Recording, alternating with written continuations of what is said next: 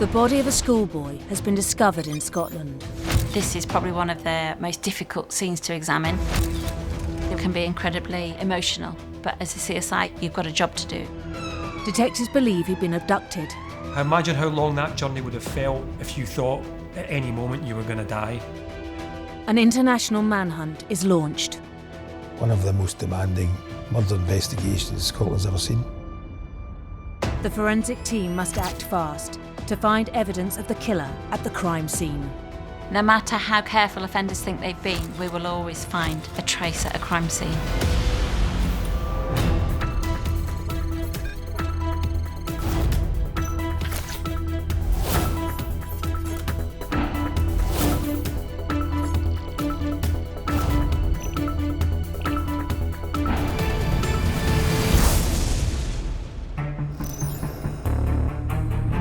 The body of a young boy has been discovered on an isolated pathway in the early hours of the morning. He has suffered multiple stab wounds and his clothes have been burned from his body. The entire area is cordoned off and Senior Investigating Officer Elliot Mackenzie is called to the scene. When I got down here, there was a young boy. His body was lying almost exactly where the bench that you see there is. He'd suffered considerable burns. I don't think there's a word approaches describing how I felt. A murder of a child can be one of the most horrendous crimes known. Can be potentially quite an emotional experience for the CSIs investigating them, particularly if they've got children of their own. Can be very disturbing. The previous afternoon, a boy was reported to have been violently abducted in broad daylight from the other side of the city. We put people around about, stopped people in the streets, who were trying to find out what happened to the young boy. An operation involving 40 officers is underway after a crime to horrify even this city. The missing child was named as 15-year-old Kriss Donald. A totally innocent boy, 15 years of age. No previous background of trouble. I can't imagine what Kriss was going through at that point in time. It's unimaginable, unimaginable. A brazen abduction in broad daylight of a young boy, a 15-year-old. A particularly brutal murder. It's horrible. A team of officers investigate who abducted Kriss Donald, whilst Elliot and his team begin to search the crime scene for any forensic evidence. You have to remember that you're not there as a family member or a relative, you're there as a professional to almost try and detach yourself from the emotional side. You've got a job to do. Crime scene expert Sarah Thurkel has over 25 years' experience in the field. Where the body was found was an outdoor scene, and this is probably one of the most difficult scenes to examine. It was on a public footpath next to a river, so it needs to be protected from the elements, it needs to be protected from members of the public. We really are working against the clock to recover as much forensic evidence as you can in case anything's lost. In order to develop a forensic strategy, the investigation need to ascertain what happened at the scene. Do we think that this body was killed here or killed elsewhere and then dumped here? Because that makes a difference into our investigative command. A body that's been injured so badly and also burnt is incredibly fragile. A pathologist is called to examine the body in situ. This is to try and process any trace evidence on the victim as soon as possible. And they would take swabs from skin surfaces or any swabs from injuries that they could see whilst trying not to disturb the body any further.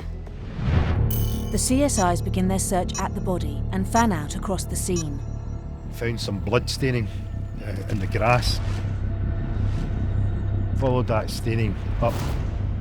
Bits of blood which could easily be traced back to this area here where the undergrowth's up, where there were 20 to 30 logs, maybe 10 feet in length, here piled up. There was evidence of charring and a strong smell of accelerant. The charring would indicate this young person sat down on those logs and possibly accelerant poured over him and set alight. At the crime scene, there was a range of forensic evidence. Firstly, there was clear evidence that a burning had taken place in the logs, which the scientists who attended interpreted as being a site of attack. But the body wasn't found there. The body was found some short distance away. The obvious inference in putting this together is that the victim had moved to where his body was found and he had died there. He had possibly ran maybe towards the river, but had found water there. And it looked to me that perhaps he lay down in that puddle and was trying to put the fire out. And that's really the position that we found him in. Clothes had more or less melted, and he was lying in a kind of fetal position. Clyde Walkway is declared the scene of the murder. Kriss's body is sent for a post-mortem examination, while detectives look for investigative leads. The normal strategies would be house to house, let's get some witnesses. And clearly, in a place like that, there were no witnesses. No lighting, there's no CCTV. So what was in front of us was all we were going to get from that scene. And it was key that we did that meticulously. Obviously, at the time of any investigation, you're not sure what evidence is relevant and what isn't relevant. So it's our objective to take as much forensic evidence from that scene because we don't know what may be important later on in the investigation. Also found at the crime scene were some tyre tracks. It was obviously important they were sampled speedily because, again, if the weather comes in and changes them, then evidence might be lost. It's possible to ascertain what vehicle has made that tyre track mark because you could measure the distance between the tyres and therefore measure the potential size of the chassis of the vehicle and work out what actual vehicles made the tyre track marks at a crime scene. They will cast them with casting material, which is a little bit like plaster of Paris. So the casting material is mixed up at the scene and then it's poured very carefully into the tyre track. This actually takes an impression of the tyre track mark, which can then be examined by a forensic scientist. Tyre marks are a bit like shoe marks. Although they're mass-produced and they're in standard patterns, they also wear and change as they are used. And many view this combination of original pattern and pattern of wear as unique characteristics. The CSIs continue the forensic harvest, and the results are in from the post-mortem examination. The samples that were taken from the body at the side of the river revealed no trace evidence and no DNA. This is probably because that evidence has been destroyed by the fire. A pathologist is able to ascertain if someone's been alive while they've been burning. Then there'd be soot in the lungs and also in the air passages going down to the lungs. In this case, the young boy was alive when he was set on fire. It's quite disturbing that human beings could actually do that to somebody. It beggars belief that there are individuals that can do that to people. The post-mortem revealed that he had suffered 13 stab wounds, 7 to the chest and abdomen, and 5 to the back, and I think 1 through the arm. But 2 of those stab wounds would have been fatal. Had he survived the fire, he still have probably had no chance whatsoever. It's unimaginable. According to the pathologist, there was a total lack of defence wounds, which troubled me greatly. Defence injuries are where someone's tried to defend themselves, so if they know they're going to be attacked, they'll put their arms up or their hands up, and quite often you'll find defence injuries on their wrists or on the side of their hands. If there are no defence injuries, they've been restrained by a second individual or third individual, so they've not been able to defend themselves.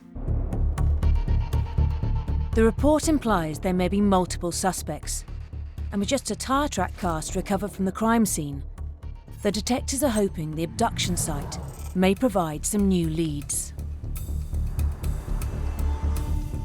I saw my responsibility in being dedicated and leave no stone unturned to resolve this.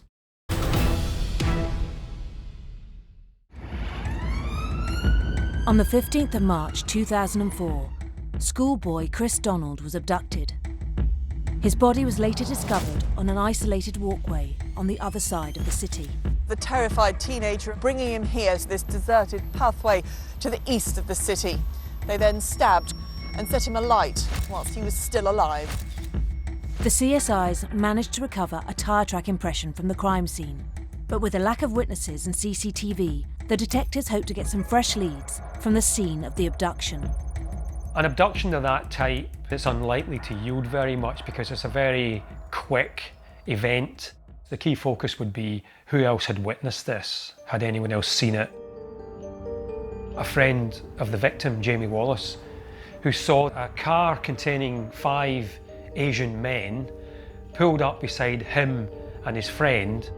Jamie Wallace was left standing in Kenmure Street, concerned the men who took his friend would come back for him. They were saying, do you know what pain is? You're next. They were saying I was next. A very traumatic incident of an abduction in broad daylight of a young boy. Had been grabbed in the street, punched, kicked, leaving poor Kriss clinging to the railings of the bowling green, screaming, I'm 15 years old, what have I done? Why me? That's appalling. In this working class and strongly Asian quarter of Glasgow, which has seen more than its share of gang and drug-related violence. When the abduction happened, the shops nearby all slammed their shutters and wanted nothing to do with it. All of a sudden, CCTV wasn't working in that area. To say we were met with a blanket of uncooperation was probably an understatement. In the early 2000s, Glasgow was considered the murder capital of Europe. Glasgow in 2004 hit a peak. There were 3 times more murders in Glasgow than there were in London. And that was generally due to organised criminal gangs. So their feuds then became from the violent attacks, the brutal beatings, stabbings to shootings. Where you have gangs and organised crime, each crime is related to some other crime. Drug supply is related to drugs importation, and you get turf wars over drugs. I mean, violence is a way of life to them. It's an occupational hazard. They're running rackets, they are threatening people and attacking people and injuring them. So it means that things can happen and they can rely on the fact that no one will come forward to identify them or be witnesses. With the lack of witnesses willing to speak on record, the detectives must work with the information they have to try and identify any suspects. At this stage of the inquiry, we have 2 separate crime scenes. We have the deposition site, so where some tyre track marks. And then we also have the abduction site, where there's been a sighting of a silver vehicle. So it's really the silver vehicle that potentially is going to tie these 2 scenes together. Vehicles are generally registered, so you can quite quickly find out who owns this vehicle. They can put out bulletins to watch out for particular vehicles, which means it's an important line of inquiry in the case. By checking recent reports, the police have identified a silver car stolen 3 months ago. They lean on a notorious car thief for information that may help them identify a suspect.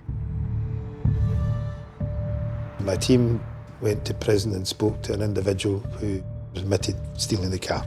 So we now knew that we were looking for this Mercedes car. The convicted car thief tells detectives that he sold the Mercedes to a well-known gang leader from the south side of Glasgow, called Imran Shahid. He's a 27-year-old man, a bodybuilder. He abused steroids, which added to his mood swings and his propensity to violence. A powerful figure who saw himself as a godfather of the gang. And another broader line of inquiry will be, who is Imran Shahid associated with? Because that's who the other 4 men are likely to be. So they want to know their identities and then take the case from there. The team steps up its search for Imran Shahid and the silver Mercedes. And several 999 calls come in that could be linked to Kriss's murder. Monday 15th of March 2004, 8:10 at night, a number of 999 calls were received about a Mercedes motor car, silver in colour, ablaze.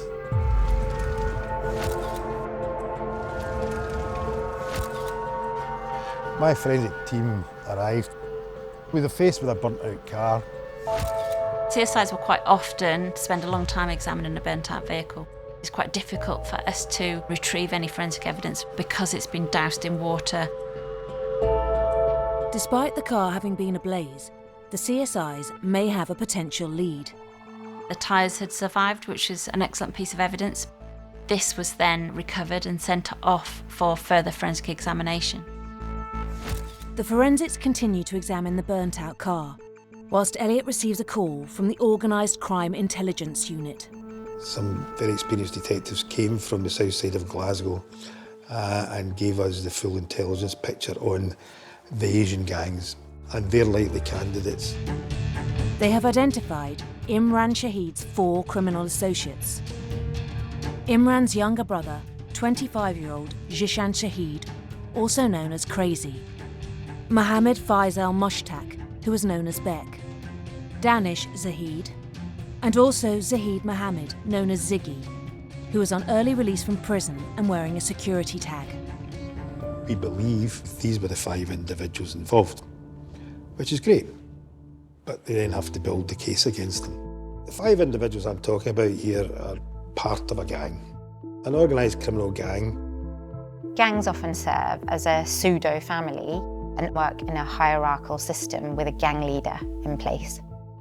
If a gang member has the intention to harm somebody else, then it's likely that other group members may follow and take part in the commission of the act of crime. What was unusual about this case was it wasn't clear why this gang of men abducted a 15-year-old white boy. Because he just kept himself to himself, not involved in the gang culture. Just a totally innocent boy with, I think, a big heart. He was a keen football player and had aspirations, but never got the chance to fulfil that. Whilst the police search for the 5 suspects, the intelligence unit have news of a recent altercation outside a nightclub between Imran's gang and another rival gang. We believe a bottle had been thrown, which perhaps hit Imran Shahid. He tried to chase them, to grab one of them, and they got away and they were taunting him. That could negatively impact on his criminal street credibility. Gang rivalry often involves a continual cycle of retaliated violence, and in this case, it's saving the reputation that appeared to be of paramount importance, regardless of the way in which it was carried out. It may be that he needed to act fast to show to the community and the gangs that he could assert his power. He spent the whole night articulating his rage and planning his revenge to re-establish his street credibility. And that is the sole motivation.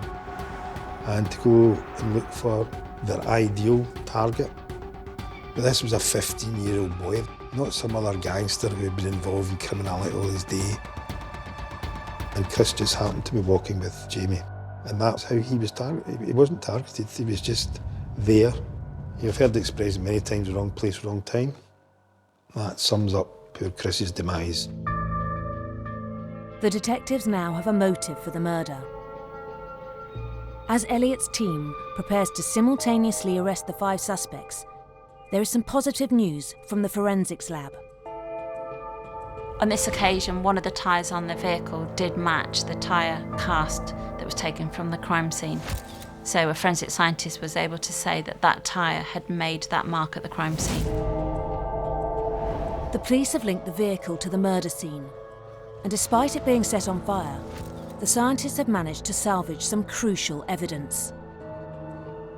When the car was examined, crime scene investigators were able to find blood spots across the bonnet of the vehicle,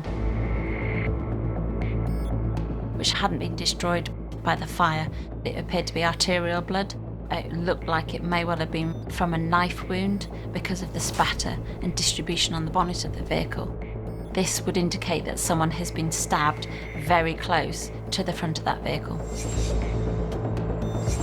A it was possible to be able to examine this blood and swab it and try and get a DNA profile from the blood. The blood is a match to Kriss Donald.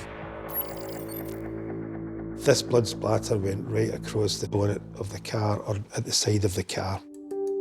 So if you remember, 2 of the wounds were fatal. That could have been where those fatal wounds were applied.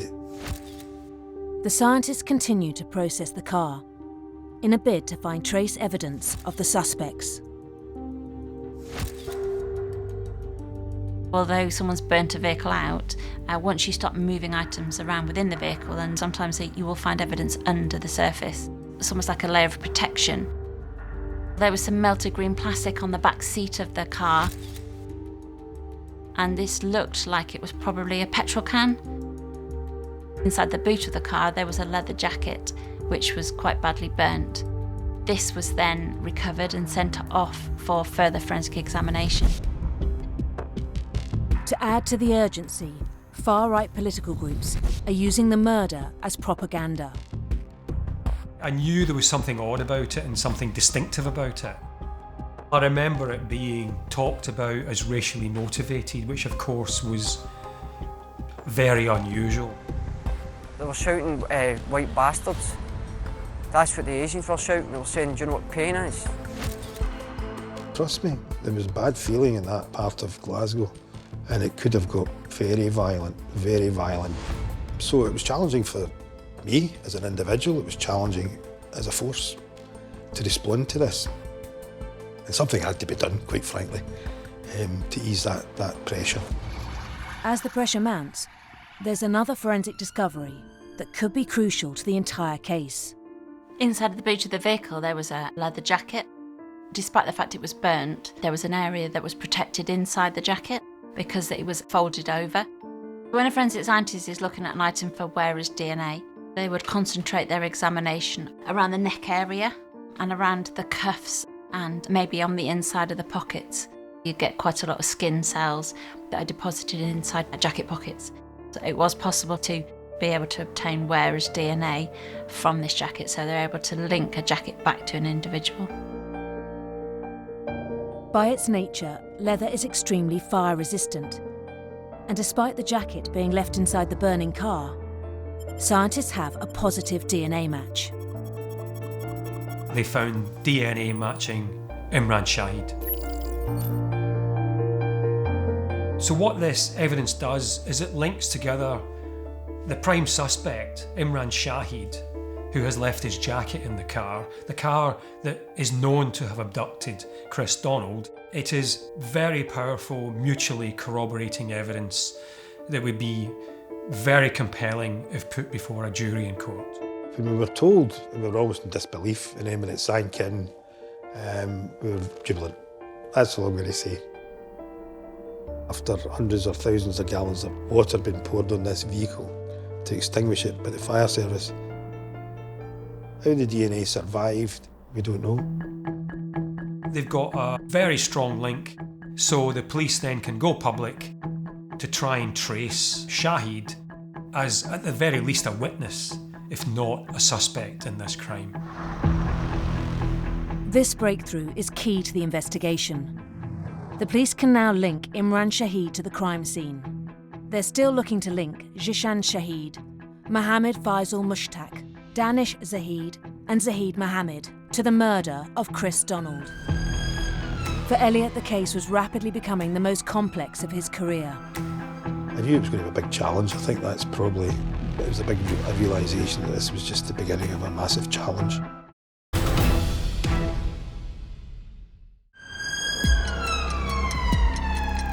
In Glasgow, 15-year-old Kriss Donald was abducted in broad daylight before being murdered. The police have identified 5 suspects, and the forensics have linked the gang leader, Imran Shahid, to the car used for the crime. This was the crucial link that linked an offender to the jacket, to the vehicle, and therefore that vehicle to the 2 scenes. But it's important to remain focused because they would then need to build on this to find further evidence. Imran Shahid and the other men have yet to be located. Detectives are still working to find evidence that links the 4 other suspects: Jishan Shahid, Mohammed Faisal Mushtaq, Danish Zahid and Zahid Mohammed. The term forensic evidence covers a multitude of different disciplines.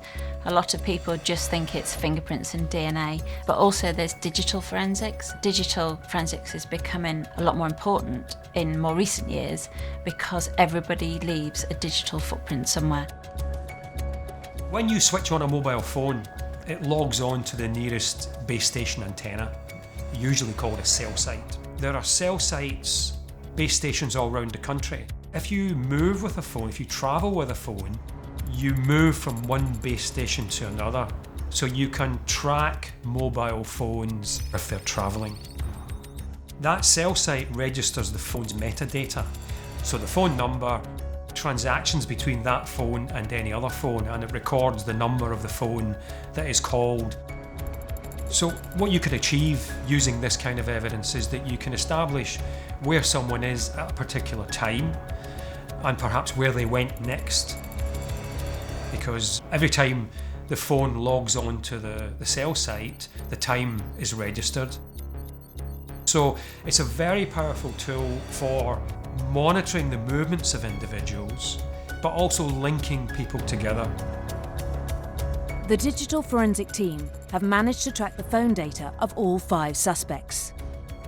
Their phone usage and their lack of phone usage in particular told the story.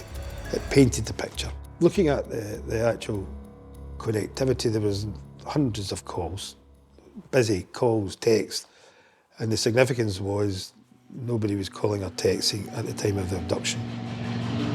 The data shows all 5 phones travelling from Glasgow to Strathclyde Park, where just after 3:30, one phone leaves the pack. The other 4 phones continue travelling all the way to Dundee. Kriss remained in the car. We're unsure in what position, but more than likely in between them and the seat well in the rear. There may have been some tentative stab wounds, scratches and things like that, where they were probably trying to psychologically torture Kriss. I imagine how long that journey would have felt if you thought at any moment you were going to die, which is probably what he was told and probably what he believed. So effectively, the drive to Dundee, he was being psychologically tortured throughout that period. He was in the executioner's waiting room, and that's how it was going to end. What he didn't know was just how horribly it was going to end. The telephone data reveals disturbing details of what the gang wanted to do to Kriss. During the journey, they had made a number of calls to criminal associates. We were able to take statements which said, oh yes, Imran Shahid phoned me. He had a young boy he wanted to take somewhere. They wanted to seriously assault. And that journey took over 5 hours, up to Dundee and back with one stop, where we assume they bought the petrol which they used in the murder. Having failed to find a location where they could torture their victim, the data shows the 4 men's phones travelling back down to Glasgow. So it was about the key moments, which were the abduction, the journey, and the murder site, and then the burning of the car.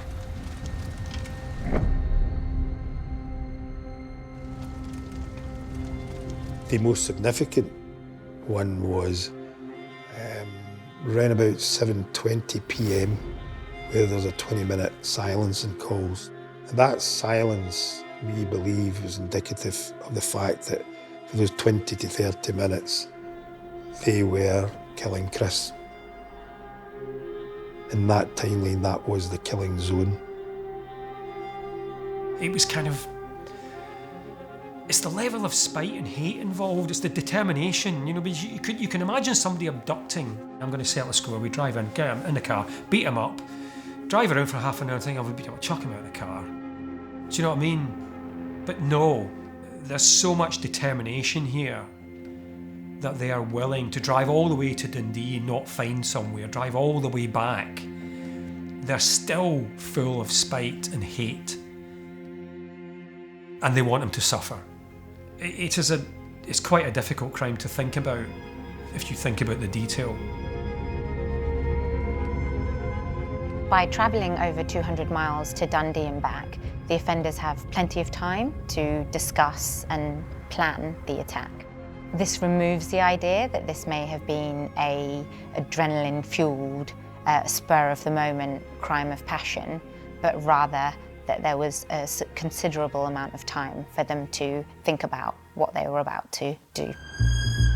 Having built up an incriminating timeline, detectives set off to simultaneously arrest the 5 suspects. They were all equally guilty. All of them had committed a barbaric crime. We wanted them all at the one time, and we didn't want to go down the line early doors of arresting 2 and not getting 3. And as we went to search for them, we obviously tried every known address of their criminal associates, recovered a whole host of other things and disrupted a whole host of other crimes. We recovered quantities of drugs, firearms, all sorts, with people jumping out of windows, running away with bags of drugs. It was a real, we disrupted the hornet's nest.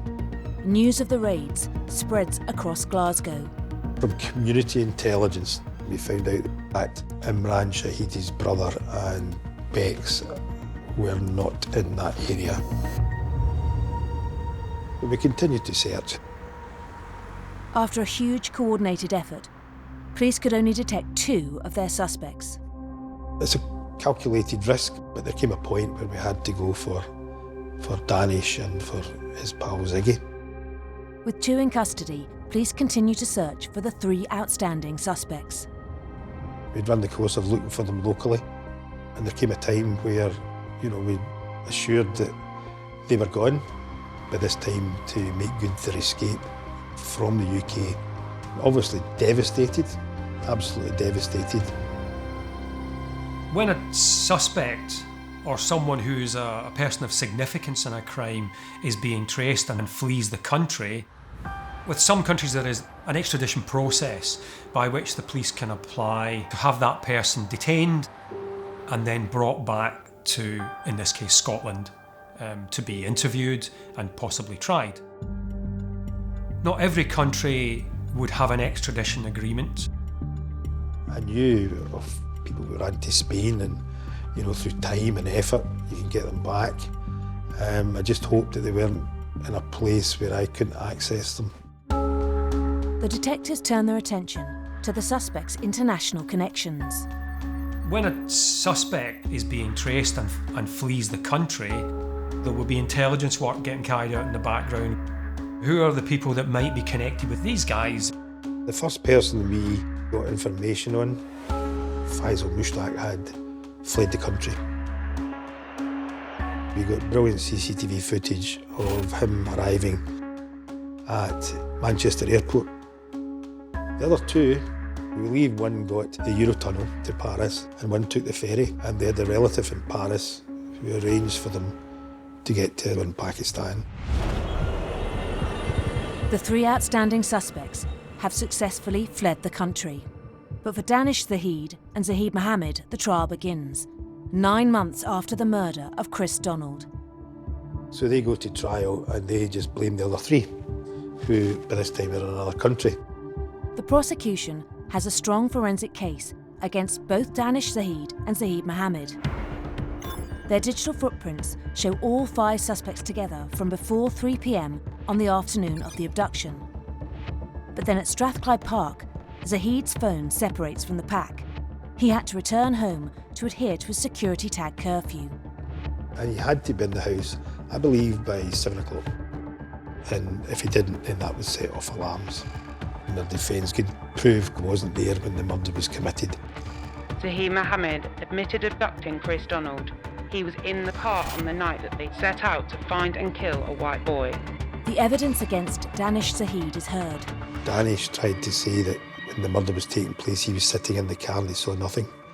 He just saw a big flash of flame and he didn't get out of the car. Danish admitted he was in the passenger seat, and forensic evidence implies that the fatal wounds to Kriss happened within his eye line, indicating that Danish was privy to the crime. The jury found Danish Zahid guilty of racially motivated murder. He was sentenced to 17 years in prison. It is in Scottish legal history now that it was the first conviction for a racially motivated murder. I remember being congratulated by a member of the media. I refused their congratulations because that was the job just half done, because the other three were flaunting Scottish justice. In order to get justice for Kriss Donald's family, Elliot would have to rewrite Scottish history and extradite the 3 remaining suspects from Pakistan. They started this massive dynamic intelligence operation trying to work out where they were in a country of in excess of 165 million people. We were looking for 3. One of the most demanding murder investigations Scotland's ever seen.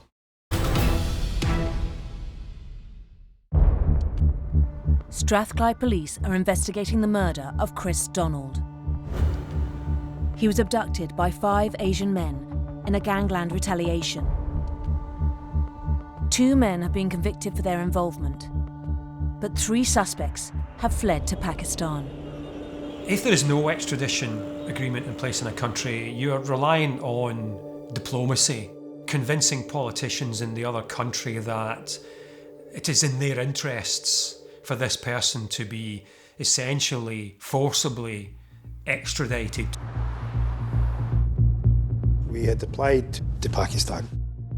We had a big meeting with Interpol, the head of intelligence, the head of investigations, outlined what evidence we had and why it was so important to get these 3 individuals back from Pakistan to face UK and Scottish justice, and convince them that we could help them to find 3 people in a country of 165 million. It was the first time it was agreed then Scotland was going to crack on with this. What was going to be key to this inquiry was going to be mobile telephones. The suspects are using new phones in Pakistan. So the police turned to the men's associates in Scotland to help establish their digital footprints. One of the things we were doing in Scotland was obviously opening up avenues in terms of people who were willing to speak to us, on the record or off the record, what they tell us, and to evidence that. Either no may be seen as a breach of the loyalty. Career criminals did give evidence to assist the police authorities, and that may have been because of the gravity and the severity of the violence. The characteristics of the victim, being a young, small schoolboy, may have also encouraged people to want to give evidence, since it was against the code of the gangs. And I remember one of the witnesses telling me that he couldn't live with himself because what they did to that boy stepped out of their code, way out of their code. And with the cooperation of the people who'd received the calls, they gave the vital evidence of the timeline that we needed. The more communications that the police can verify with the suspect's associates, the closer they're getting to locating them. They did eventually trace them. I was told it was a remote village in the Punjab. 1 or 2 were there, and we confirmed it was Imran Shahid, ringleader. We'd been warned that there was a chance that they might escape, and that came from Pakistani authorities.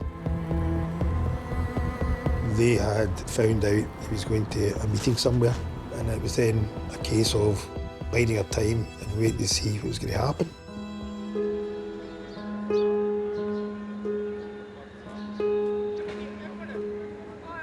A landmark day for Scottish police. Pakistani authorities have arrested the 3 remaining suspects in the murder of Kriss Donald. Delighted, I have to say.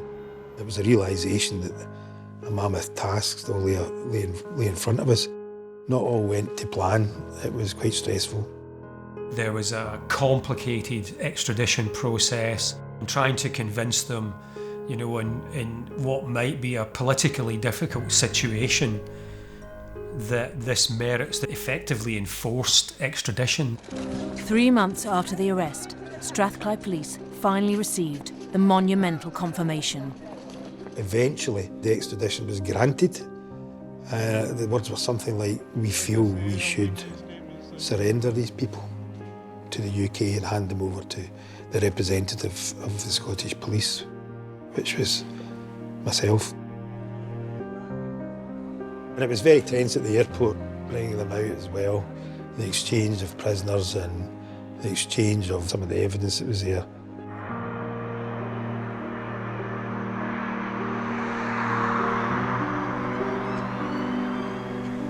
The long-awaited trial finally begins at the High Court in Edinburgh.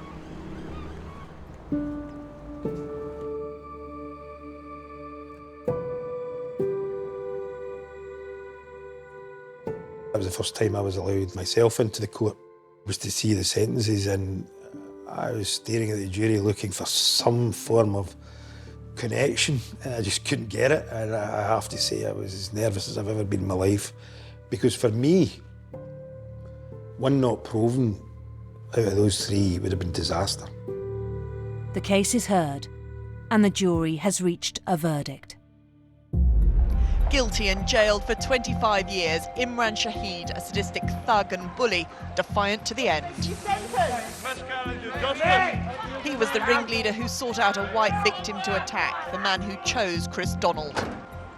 Guilty too, his brother Zishan, his arrogance undiminished by a 23-year sentence, to the end laughing in the face of his victim's family, who watched from above.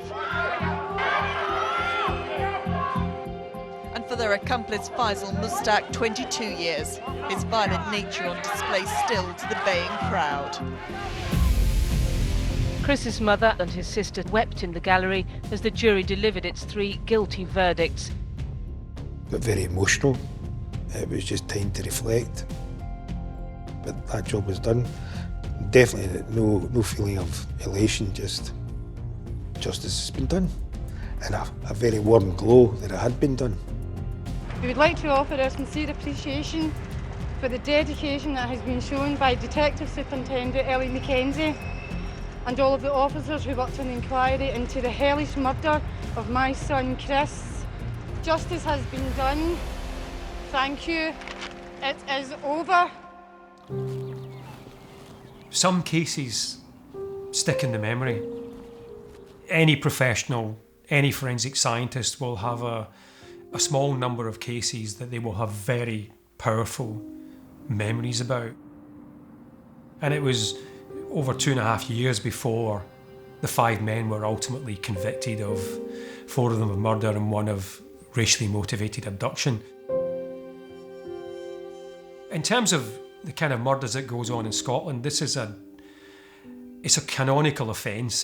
It's an offence that will always have some place in the history of murder in Scotland.